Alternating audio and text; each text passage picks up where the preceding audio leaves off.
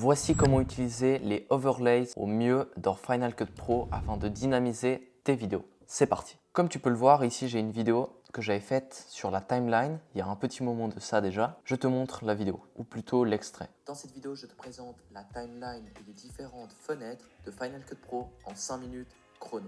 Comme tu peux le voir, c'est un peu fade, ça manque ce petit côté d'originalité. Et c'est exactement ce qu'on va faire là. Donc j'ai importé différents nuages, donc des overlays différents. Donc là, je les passe en revue. Je regarde un qui pourrait me plaire. Je vois que celui-là, il est assez intéressant.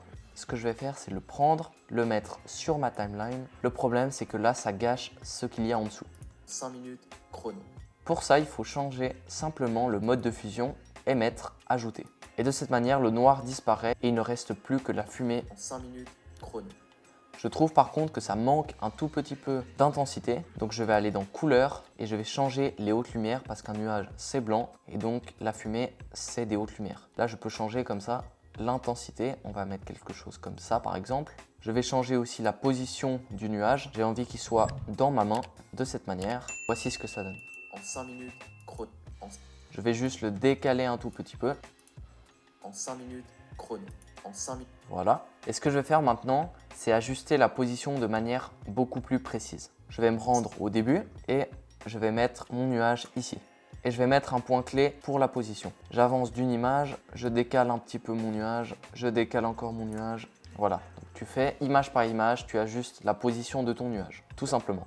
Maintenant, je vais me re-rendre au début et je vais faire en sorte que le nuage soit très petit. Voilà. Je vais le déplacer un petit peu. Il est très petit et après il augmente. Je vais changer aussi l'opacité.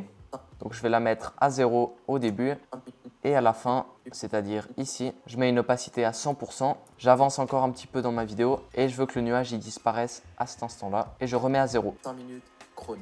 En 5 minutes chrono. En 5 minutes. Je trouve que ça manque un peu de taille et de visibilité. Donc ce que je vais faire, c'est augmenter la taille de mon nuage. On va augmenter fortement. Par exemple 190%, je décale un petit peu la position, voici ce que ça donne. 5 minutes chrono. Cut Pro en 5 minutes chrono. Et maintenant je peux juste couper la fin du nuage. Ici, je reviens un petit peu en arrière, l'échelle je la baisse, j'ajuste un peu la position. 5 minutes chrono. 5 minutes chrono. Cut Pro en 5 minutes chrono. Donc voilà, on arrive gentiment au bout. J'espère que tu as pu me suivre quand je changeais les images clés pour la position, pour l'opacité et tout. Et donc c'est vraiment un travail assez minutieux. Il faut que tu regardes sans cesse ta vidéo et que tu la re-regardes afin de voir le rendu visuel et d'adapter en conséquence les images clés, l'opacité, la position de ton nuage ou de n'importe quel overlay que tu utilises. Donc j'espère en tout cas que cette vidéo t'a aidé, que tu comprends un peu comment on peut les utiliser, les manipuler afin de rajouter une autre dimension à ta vidéo. Et on se dit à bientôt. Ciao!